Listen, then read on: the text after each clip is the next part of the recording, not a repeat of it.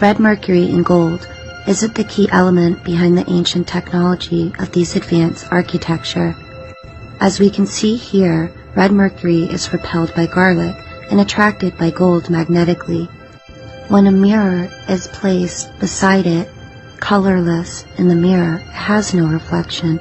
It gives off free energy, overheats the metals that it comes in contact with. Many electronic valve devices have RM ampules found in the throat of the ancient Egyptian mummies, so it has healing prosperities, it has health benefits. Is it vampire blood? Well, no, it's red mercury.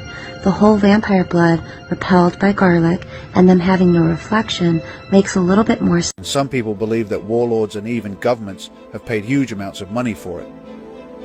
But as far as we know, those were all just scams. The crazy thing is that one of the biggest reasons people think red mercury is real is that the government says it's not. The media just couldn't get enough of it. Apparently, this supposed mystical substance had the power to shrink nuclear weapons while making them exponentially more destructive. Crazy, right? I mean, most people believe it's pure fiction. But get this. There's been some serious research done on this very subject. We're talking about tons of funding and all sorts of studies aimed at creating dinky bombs. See, a typical thermonuclear device requires a ridiculous amount of crazy hard-to-get nuclear materials or big old explosives surrounding a bunch of tritium deuterium that then sets off the plutonium core. But with red mercury, well, who knows what could happen.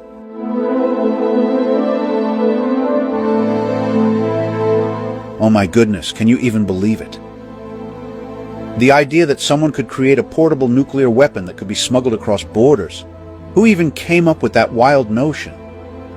Apparently, there was a growing desire for nuclear warheads among world powers and terrorist organizations, leading to the search for a way to transport these lethal weapons more easily.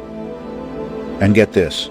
Apparently, some Soviet physicists claimed to have found a way to create a nuclear weapon using irradiated mercury antimony oxide, which they called red mercury. But here's the kicker. Most governments and physicists call it a complete hoax. Can you believe it? There's absolutely no proof that this mythical substance even exists.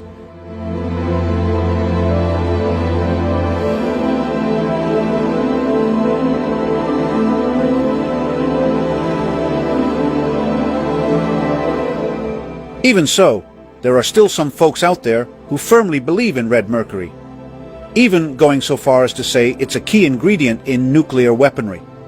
One of the most prominent voices in this camp is that of Sam Cohen, who played a role in developing atomic bombs during World War II and later designed the neutron bomb.